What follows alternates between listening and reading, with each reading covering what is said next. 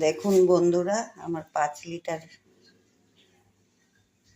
5 kilo টমেটোতে কতটা sauce হয়েছে। টমেটো সস 5 কিলো টমেটোতে। এই একটা, এই যে 1.5 লিটার, একটা 1 কিলো 200 গ্রাম, আর এইগুলো 250 গ্রাম করে, এই ছোটো বোতলগুলো।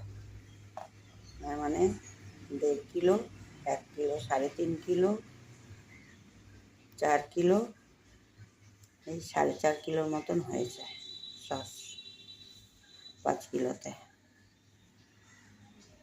এটা বলেছিলাম যে আমি টমেটো সস হয়ে গেলে আমি দেখাবো,